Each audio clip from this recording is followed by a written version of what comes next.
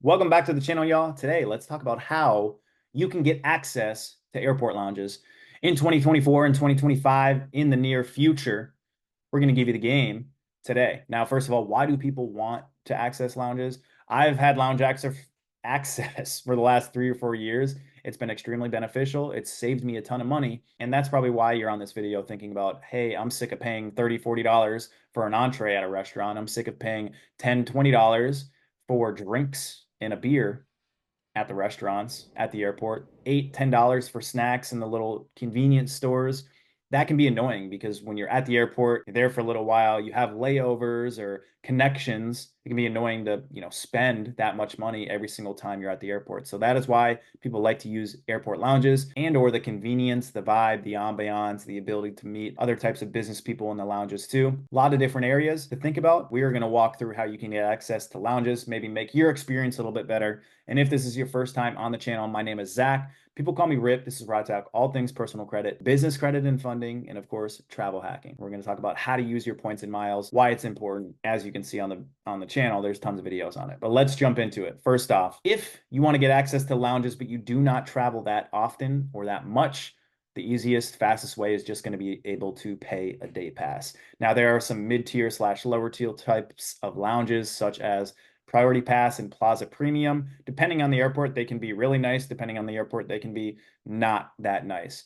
If you wanted to do a day pass with them, it's typically going to cost $25 to $35. If you want to go one step above that, you can get access to the American Express Centurion lounges or the American Express Escape lounges, which are going to cost around $50 for a day pass per person. And sometimes if you want to get access to specific airline lounges, American Airlines Admirals Club, United Club, Delta Sky Clubs, those are typically going to run you $50 to $80 to access those lounges per person for the day. So that's the easiest access way if you don't really fly that much. Now, the next option is going to be the opposite. If you fly a lot and you're a frequent flyer, you fly for business, you've been able to obtain top tier status with the airlines.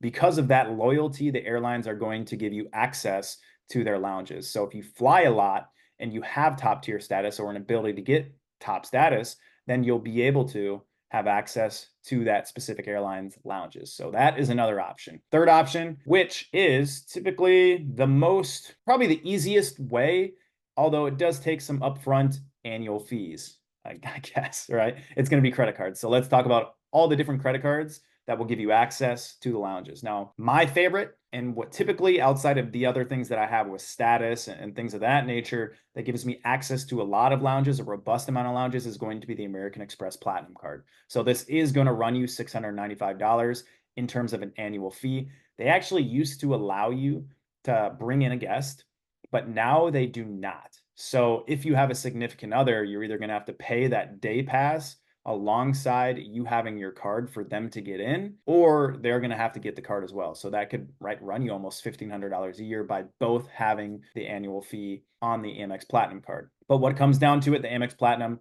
will give you access to Plaza Premium and Priority Pass lounges. They'll give you access to all of the Amex Centurions and all the Amex lounges within their network.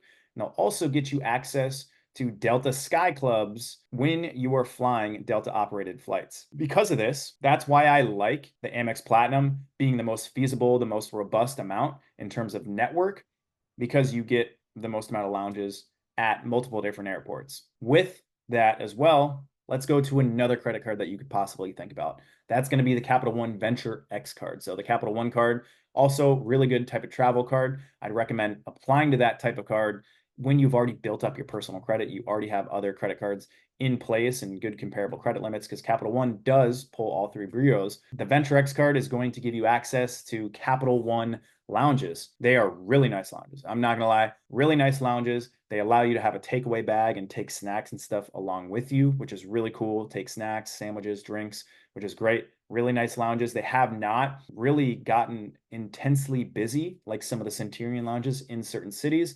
The Capital One is a really good card to have because it'll give you access to it. That is specifically the Venture X card. The only issue is that Capital One doesn't have that large of a network. They only have, as of right now, I believe, only 3 available lounges, and that's going to be Dallas Fort Worth, Denver, and then Washington, D.C. So if you're in those cities and you fly to those airports quite a bit, that's going to be extremely beneficial to you because you can access a really great lounge. The annual fee on that card is $395. So it's even lower than the Amex Platinum, but it's not going to benefit you much if you do not live in those cities, right?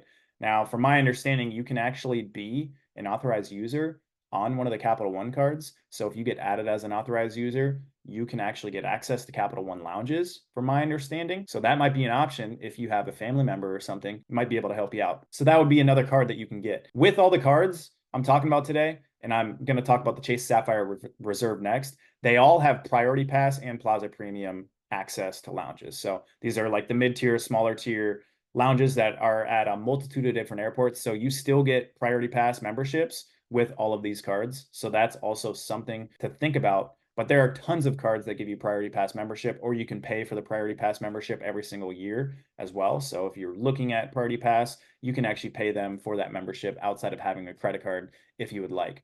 So the third card I'm going to talk about is going to be the Chase Sapphire Reserve card. Chase Sapphire Reserve card is the highest annual fee card in the Chase ecosystem. It also allows you to transfer points out of that system to transfer partners. Like many of the videos on the channel, I talk about how you can get way more value out of those points in the travel hacking space.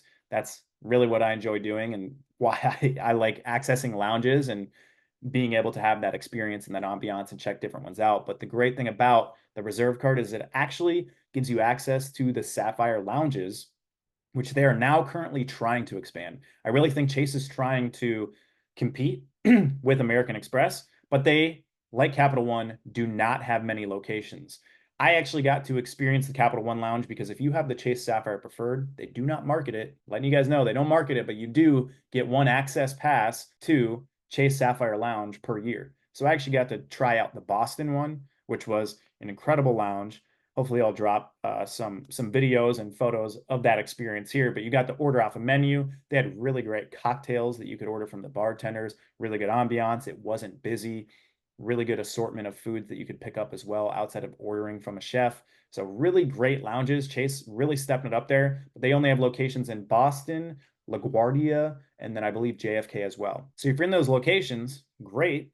Really awesome. You'll have access to those lounges if you have the Chase Sapphire Reserve card. But unfortunately, outside of that, there isn't that much benefit with the Priority Pass because you don't get an assortment of lounges. So those are different options depending on where you live, how much you fly. One of them will probably work best for you. For me, in my opinion, the easiest, the fastest, the best way to get access to lounges is actually going to be getting the Amex Platinum because of the robustness of the that's just funny to say, the robustness of the amount of lounges that they have within their system. Other ways that you can get access to lounges is you can fly first class or business class on international flights. Now, if you're flying first class in domestic US, they're not going to give you access to the lounges. But if you have an international flight that you're flying longer, you're in a lie flat bed, you're going to be able to get access to a lounge or multiple different lounges depending on the airline that you're flying with. And if you don't know, these flights cost thousands and thousands of dollars. It can cost from $2,500 to $10,000 to $15,000.